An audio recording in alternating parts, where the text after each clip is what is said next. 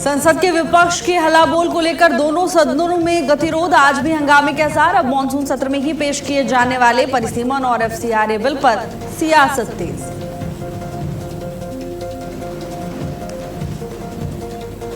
दिल्ली में आज केंद्र कैबिनेट की अहम बैठक। पीएम मोदी की अध्यक्षता में बैठक होगी। मॉनसून सत्र के बीच कई बड़े फैसलों की उम्मीद।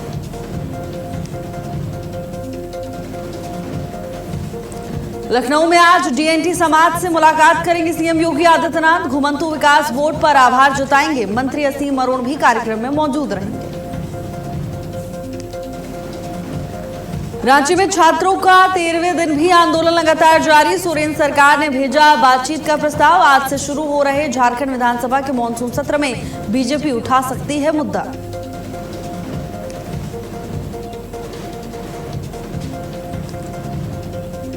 आज जेनजी और जेन अल्फा से संवाद करेंगे मोहन भागवत। 100 से ज्यादा शहरों से आएंगे करीब 2000 छात्र। आरएसएस ने प्रेस रिलीज कर जानकारी दी।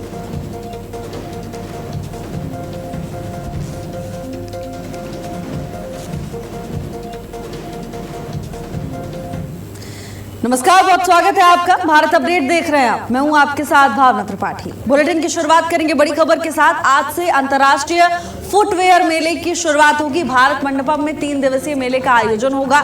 आईटीपीओ मेले की मेजबानी कर रही है। चीन, ताइवान की कई कंपनियां इस मेले में शामिल होंगी। फुटवेयर क्षेत्र से जुड़े प्रमुख ब्रांड्स, निर्माता शामिल होंगे। दुनिया भर से 15,000 से ज्यादा व्यापारियों के पहुंचने की संभावना है। तो देखिए, आईटीपीओ इसकी मेजबानी कर रही है। चीन, ताइवान की कई कंपनियां मेले में शामिल होंगी। भारी संख्या में लोग इस मेले का हिस्सा बनने के लिए पहुंचेंगे और ऐसे में प्रबंधन की ओर से तैयारियां दुरुस्त की जा चुकी हैं। जानकारी है कि 15,000 से ज्यादा व्यापारियों के पहुंचने की संभावना है। आईटीपीओ मेले की मेजबानी कर रही है। भारत मंडपम में आयोजन होगा। 3 दिवसीय मेले का आयोजन भारत मंडपम में होगा।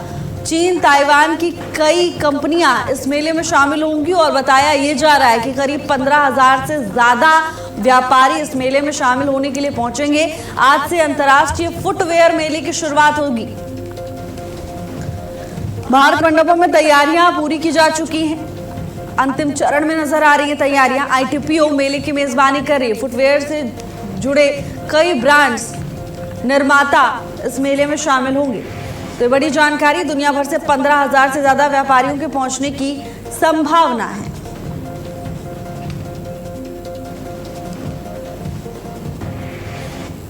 वहीं झारखंड विधानसभा का आज से मॉनसून सत्र शुरू होने वाला है। 12 अगस्त तक विधानसभा का मॉनसून सत्र चलेगा। सत्र के पहले दिन नवनिर्वाचित सदस्य शपथ लेंगे।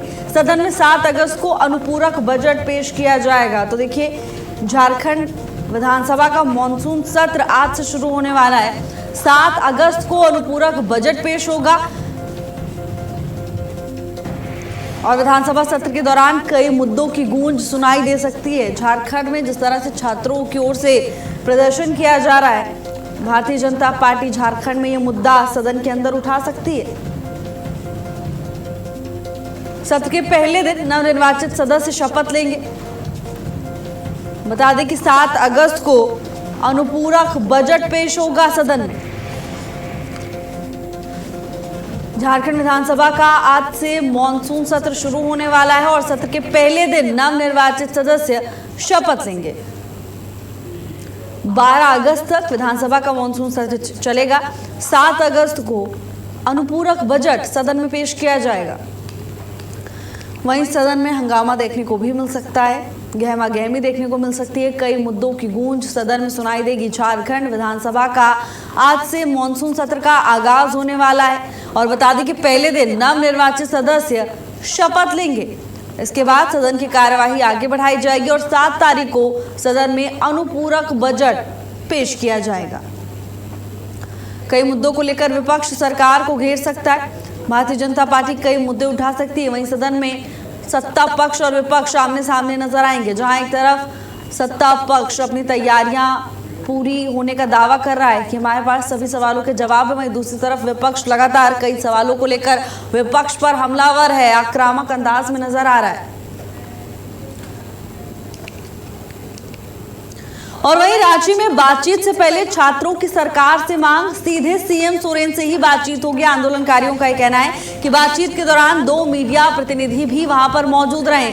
छात्रों ने कहा है मीडिया के सामने ही सरकार से बात हो, हम बातचीत के लिए तैयार हैं। रांची में प्रदर्शन बातचीत का प्रस्ताव। तो देखिए, छात्रों की ओर से ये मांगे रखी गई हैं। आंदोलनकारियों का कहना है कि सीधे मुख्यमंत्री हेमंत सोरेन से ही बात होनी चाहिए और इतना ही नहीं, मीडिया के सामने बातचीत होनी चाहिए।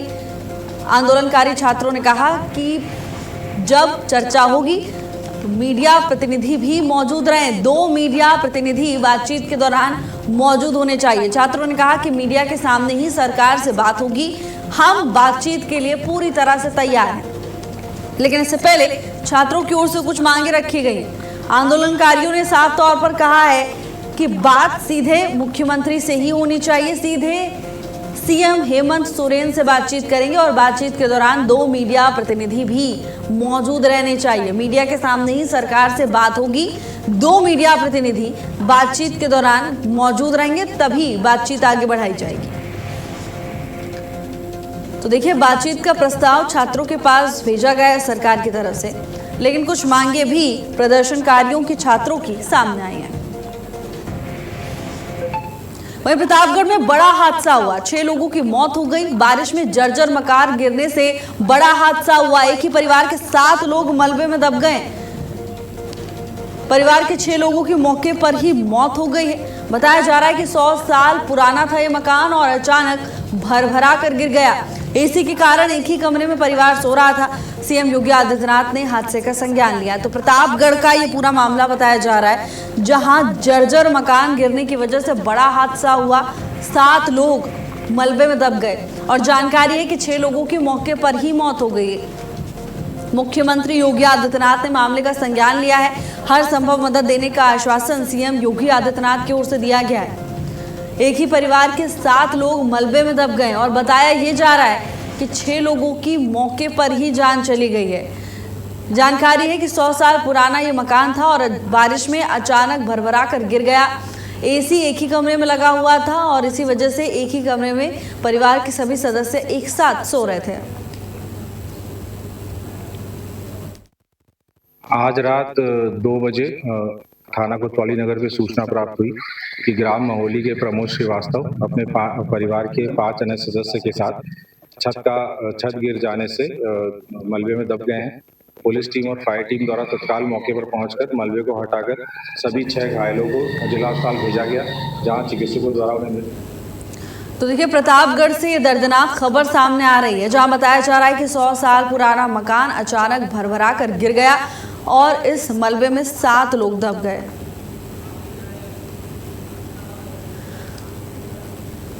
आमिर राइन हमारे साथ जुड़ चुके हैं तमाम जानकारी लेकर। आमिर, सबसे पहले तो बताइए घटनाक्रम क्या रहा? आपको बताते हैं, ये पूरा घटनाक्रम कोतवाली नगर क्षेत्र के मौली इलाके का है, जहां एक 100 वर्षीय पुराना करीब एक मकान था प्रमोद श्रीवास्तव जी का, जिसमें एक ही परिवार में पूरा मकान रहता था।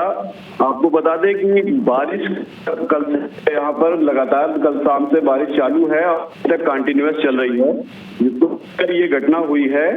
इस मकान में ऊपर की छत काफी जर्जर थी, जो कि पहले गिरी है। उसके गिरने की वजह से नीचे की छत, जिसकी वजह से नीचे छत भी भरभरा कर गर्मी अधिक होने की वजह से पूरा परिवार एक ही कमरे एसी होने के कारण सो रहा था।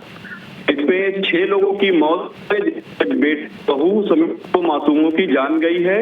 एक घायल है, जिसका इलाज अभी जिला अस्पताल मेडिकल कॉलेज में चल रहा है, गंभीर रूप से घायल है। जी, योगी आदित्यनाथ ने भी संज्ञान लिया है इस मामले में, क्या जानकारी सामने आ रही है आमिर? योगी आदित्यनाथ ने ट्वीट करके इस मामले पर खेद जताया है। हालांकि प्रशासन मुस्तैद रात से ही मौजूद है, अग्निशमन विभाग और जो काफी टीमें लगी हुई हैं, सभी को जिला अस्पताल भेजा गया, लेकिन वहां पर 6 लोगों को मृत घोषित किया गया है और एक की हालत अभी गंभीर बताई जा रही है। जी आमिर, तो प्रशासन की ओर से अब क्या कार्रवाई की जा रही है आमिर? जांच को लेकर क्या कुछ अपडेट सामने आ रहा है? प्रशासन को लेकर जारी है। अभी जो है घायल पर ध्यान दिया जा रहा है, वहां से मलबे हटाए जा रहे हैं और घटना के कारणों की स्पष्ट जानकारी जुटाई जा रही है। हालांकि आपको बता दें, शहर में अभी ऐसे बहुत सारे मकान हैं जो जर्जर कंडीशन में है और 100 साल से अधिक के हो चुके हैं, लेकिन इन पर प्रशासन की ओर अभी कोई ध्यान दिया नहीं गया है। प्रशासन की ओर से इन पर अभी आगे भी ऐसी घटनाएं होने की प्रबल संभावनाएं हैं, जिनकी ओर प्रशासन को ध्यान देना बहुत जरूरी हो गया है। और इससे पहले भी इस तरह की घटनाएं प्रतापगढ़ में हो चुकी हैं। जी कि लापरवाही अगर ऐसी बढ़ती गई तो जैसा आप कह रहे हैं भारी पड़ सकता है। आप नजर बनाए रखिएगा। आमिर, धन्यवाद आपका तमाम जानकारी के लिए।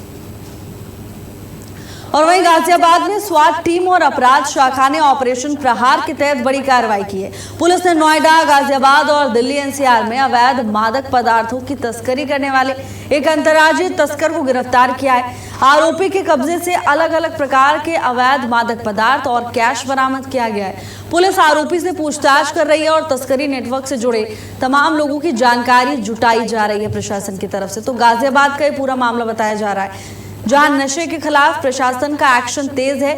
एनसीआर में नशे के नेटवर्क पर प्रशासन लगातार शिकंजा कस रहा है और इसी कड़ी में ये बड़ी सफलता गाजियाबाद पुलिस को हाथ लगी है। नशे के नेटवर्क पर बड़ा प्रहार प्रशासन की ओर से किया गया है। ऑपरेशन प्रहार के तहत एक तस्कर पर टीम ने शिकंजा कसा है। अब गिरफ्तार किए गए तस्कर से लगातार पूछताछ करने का काम किया जा रहा है। के अंतर्गत ऑपरेशन प्रहार जो नारकोटिक्स के खिलाफ लगातार चलाया जा रहा है, उसमें कल एक बड़ी कार्रवाई करते हुए नंदग्राम क्षेत्र से एक महिला गांजा तस्कर को गिरफ्तार किया गया है, जिसका नाम गीता है। ये नंदग्राम थाना क्षेत्र की रहने वाली है। इसके पास से करीब 6 लाख रुपए कैश बरामद किया गया है और साथ ही करीब 26 लाख रुपए का गांजा और स्मैक बरामद किया गया है, जिसमें स्मैक करीब 172 ग्राम है और गांजा करीब 900 ग्राम है। इसके पास से और वहीं जौनपुर के छतरीपुर गढ़हर गांव में पुश्तैनी रास्ते को लेकर विवाद गहरा गया। रास्ते पर कथित कब्जे से नाराज ग्रामीणों ने जिला मुख्यालय पहुंचकर जिला अधिकारी को ज्ञापन सौंपा और न्याय की गुहार लगाई। ग्रामीणों का आरोप है कि सालों पुरानी सार्वजनिक मार्ग पर अतिक्रमण की वजह से लोगों का आवागमन प्रभावित हो रहा है। उनका कहना है कि आसपास के कई गांवों के लोग इसी रास्ते का इस्तेमाल करते हैं, लेकिन कुछ लोगों द्वारा रास्ता बंद करने का प्रयास किया जा रहा है। ग्रामीणों ने प्रशासन से रास्ते को अतिक्रमण मुक्त कराकर सीसी रोड निर्माण शुरू कराने की मांग की है। वहीं जिलाधिकारी ने मामले की जांच के बाद नियमानुसार कार्रवाई का भरोसा दिलाया है। जौनपुर का पूरा मामला बताया जा रहा है, जहां लोगों का गुस्सा सड़क पर फूट पड़ा। अपनी समस्या लेकर सभी ग्रामीण जिलाधिकारी के पास पहुंचे। उनका कहना है कि सार्वजनिक मार्ग पर अतिक्रमण किया जा रहा है, जिसकी वजह से यातायात प्रभावित हो रहा है, आवागमन प्रभावित हो रहा है और उन्हें दिक्कतों का सामना करना पड़ रहा है। पुश्तैनी रास्ते पर कब्जे का विवाद और गर्माता हुआ दिखाई दे रहा है। हालांकि जिलाधिकारी की ओर से आश्वासन दिया गया है कि जल्द ही पूरे मामले को लेकर निष्पक्षता से जांच की जाएगी और दोषी पाए जाने पर कार्रवाई अमल में लाई जाएगी। अतिक्रमण हटाने की मांग पर ग्रामीण अड़े हुए हैं। उनका कहना है कि अतिक्रमण की वजह से यातायात प्रभावित हो रहा है, जिसके कारण उन्हें रोजमर्रा की जिंदगी में परेशानी का सामना करना पड़ता है। हालांकि जिलाधिकारी ने भरोसा दिलाया है कि मामले को लेकर नियमानुसार कार्रवाई की जाएगी, लेकिन जौनपुर में ये तस्वीरें सामने आ रही हैं जहां लोग गुस्से में नजर आए। छोटे छोटे बच्चे भी इस प्रदर्शन का हिस्सा बने, हाथ में पोस्टर्स लेकर जिला अधिकारी के पास पहुंचे। तमाम तस्वीरें देखिए, हाथ में पोस्टर्स लेकर छोटे छोटे बच्चे और महिलाएं भी यहां पर प्रदर्शन का हिस्सा बने हुए हैं। ग्रामीणों का कहना है कि अतिक्रमण के कारण उन्हें आवागमन में दिक्कत हो रही है, यातायात व्यवस्था प्रभावित हो रही है और बच्चों को भी स्कूल जाने में दिक्कतों का सामना करना पड़ता है। बच्चों का कहना है कि स्कूल जाने के लिए उन्हें कीचड़ वाले रास्ते से होकर गुजरना पड़ता है और इसकी वजह से खतरा भी लगातार बना रहता है। कीचड़ की वजह से बच्चे फिसल कर गिर जाते हैं, जिससे उन्हें गंभीर चोटें भी आ जाती हैं। इन तमाम समस्याओं को लेकर ग्रामीण जिलाधिकारी के पास पहुंचे और विरोध जताया। वहीं जिलाधिकारी ने भरोसा दिलाया है कि जल्द ही मामले को लेकर नियम अनुसार कार्रवाई की जाएगी और जो भी कानूनी कार्रवाई होगी वो अमल में प्रशासन की ओर से लाई जाएगी। तो तमाम प्रदर्शनकारी जिलाधिकारी के पास पहुंचे। उत्तर प्रदेश के जौनपुर से तमाम तस्वीरें सामने आ रही हैं, जहां अतिक्रमण हटाने की मांग को लेकर ग्रामीणों का जोरदार प्रदर्शन देखने को मिला। और वहीं प्रयागराज के दशाश्वमेध घाट पर कांवड़ियों का आना शुरू हो गया है। घाट पर जगह जगह पंडों द्वारा लगाए गए तख्त के समीप कांवड़ियों की भीड़ दिखाई दी। लोग कांवड़ की पूजा करते हुए नजर आए। जल पुलिस के जवान और थाना प्रभारी कोतवाली दारागंज ज्ञानेश्वर मिश्रा अपनी पूरी टीम के साथ ड्यूटी पर मुस्तैदी से दिखाई दे रहे हैं। और इसी के साथ घाट पर सफाई की व्यवस्था पूरी तरह से हर तरफ स्वच्छता कर्मी दिखाई दिए। दूर दूर तक गंदगी का निशान तक दिखाई नहीं दिया।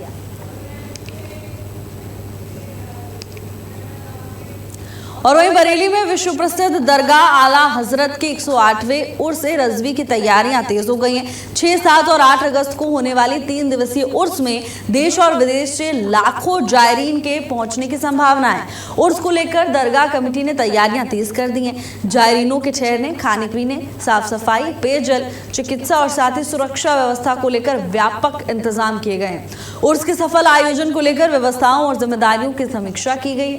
दरगाह आला हजरत में धार्मिक कार्यक्रमों के साथ बड़ी संख्या में अकीदतमंदों के पहुंचने की उम्मीद है। अब ऐसे में प्रशासन भी भीड़ और सुरक्षा व्यवस्था को लेकर तैयारियों में जुटा हुआ है। तो देखिए 6, 7 और 8 को उर्स है और ऐसे में भारी संख्या में लोगों के पहुंचने की संभावना है। आला हजरत के 108वें उर्स को लेकर तैयारियां तेज की जा चुकी हैं। 6, 7 और 8 को उर्स में भारी संख्या में लोग शामिल होने के लिए पहुंचेंगे। 3 दिवसीय उर्स को लेकर प्रबंधन की ओर से तमाम इंतजाम किए गए हैं। वहीं प्रशासन ने ये सुनिश्चित किया है कि भीड़ प्रबंधन के व्यापक प्रबंध हो। देश और विदेश से अकीदतमंद आएंगे और ऐसे में क्षेत्र की रौनक बढ़ती हुई दिखाई देगी। वहीं प्रशासन ने भी भरोसा दिलाया है कि पूरी तरह से मुस्तैद है टीम और भीड़ प्रबंधन और नियंत्रण को लेकर भी व्यापक तौर पर इंतजाम किए गए हैं।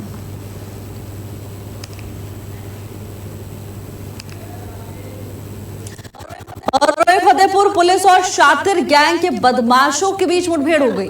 इस दौरान गैंग के 2 बदमाशों के पैर में गोली लग गई। बाकी 3 बदमाश पुलिस की पकड़ में आ गए। पुलिस ने बदमाशों के कब्जे से बड़ी मात्रा में चोरी का सामान बरामद किया है। गैंग के बदमाश कई बड़ी चोरी के वारदातों को अंजाम दे चुके हैं। फतेहपुर का यह पूरा मामला बताया जा रहा है, जहां पुलिस को बड़ी कामयाबी मिली है। बदमाशों के साथ मुठभेड़ में बदमाश को धर दबोचा है। हालांकि कुछ साथी फरार हो गए और उनकी तलाश में पुलिस जुटी हुई है। 2 बदमाशों के पैर में गोली लगी है।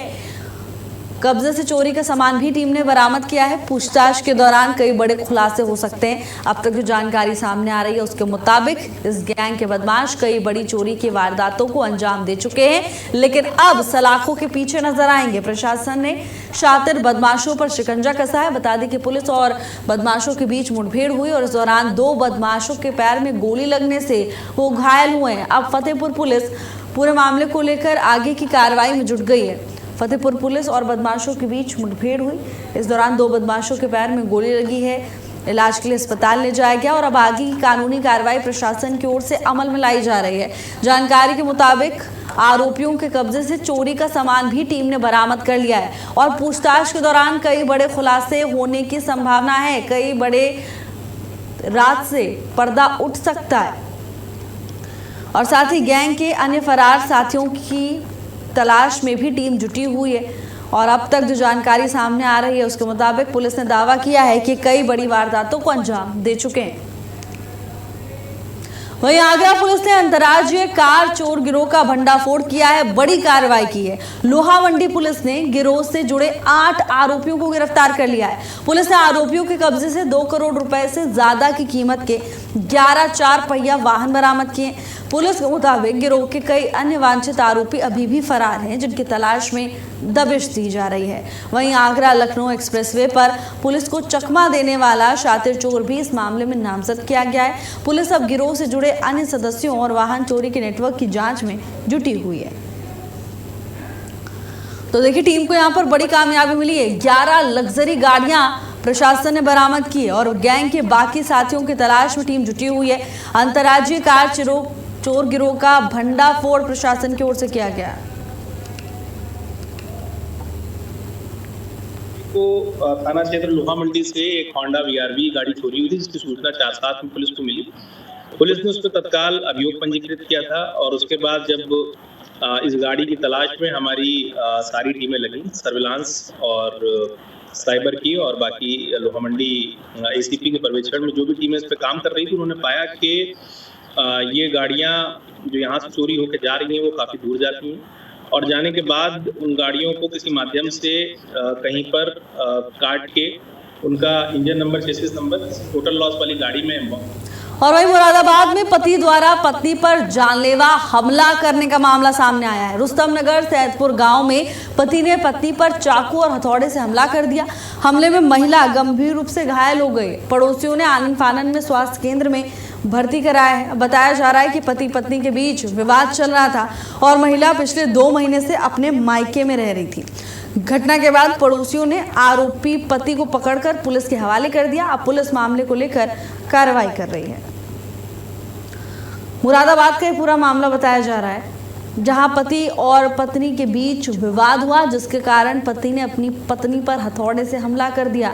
इस हमले में महिला गंभीर रूप से घायल हुई, जिसे इलाज के लिए अस्पताल पहुंचाया गया है और वहीं पड़ोसियों ने आरोपी पति को पुलिस के हवाले कर दिया है। महिला की हालत अभी भी गंभीर बताई जा रही है और अब प्रशासन की ओर से पूरे मामले को लेकर कार्रवाई अमल में लाई जा रही है।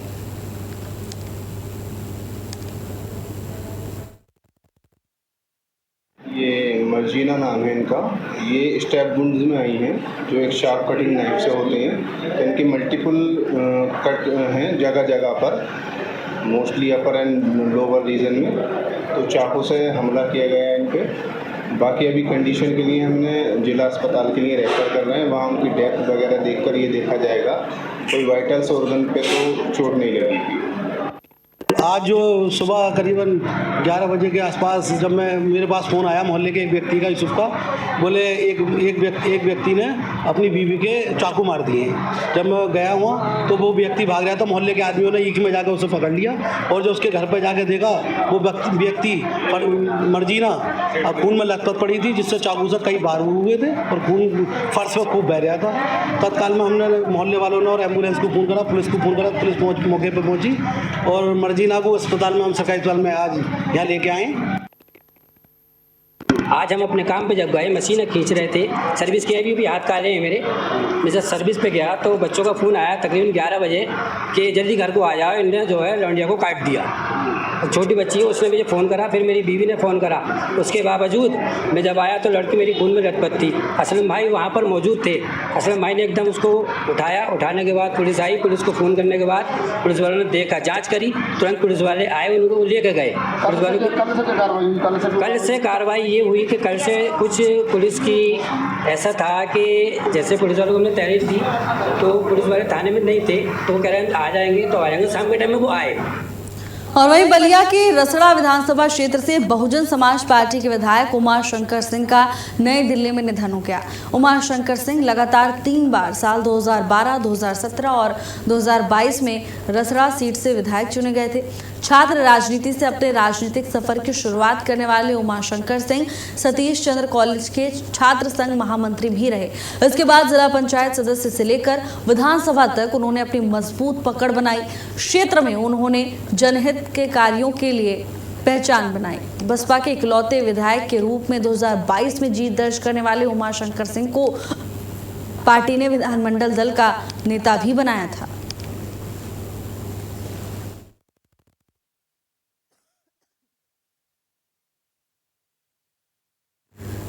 तीन बार विधायक रहे उमा शंकर सिंह का निधन हो गया और उसके बाद पार्टी भी गहरे दुख में है। और वहीं लखनऊ के मुख्य सचिव एसपी गोयल ने प्रदेश के सभी मंडलायुक्तों और जिलाधिकारियों के साथ वीडियो कॉन्फ्रेंसिंग के जरिए साप्ताहिक समीक्षा बैठक की। बैठक में पंचायती राज, राजस्व मामलों और स्वतंत्रता दिवस की तैयारियों की समीक्षा की गई। मुख्य सचिव ने डिजिटल लाइब्रेरी की लंबित आपूर्ति और साथ ही भुगतान को समयबद्ध तरीके से पूरा कराने के निर्देश दिए हैं। वहीं 5 साल से अधिक पुराने 93,000 से ज्यादा राजस्व वादों के निस्तारण के लिए 3 महीने का विशेष अभियान चलाने को कहा है। अब हर घर तिरंगा अभियान में उत्तर प्रदेश को प्रथम स्थान दिलाने के लिए व्यापक जन भागीदारी सुनिश्चित करने के निर्देश दिए गए हैं। इतना ही नहीं, 14 और 15 अगस्त को प्रदेश के सभी सिनेमाघरों में राष्ट्रगीत और राष्ट्रगान का अनिवार्य प्रसारण कराने के निर्देश भी दिए गए। और फिलहाल के लिए मेरे साथ बस इतना ही। देश और दुनिया की तमाम बड़ी खबरों के लिए देखते रहिए भारत अपडेट। नमस्कार।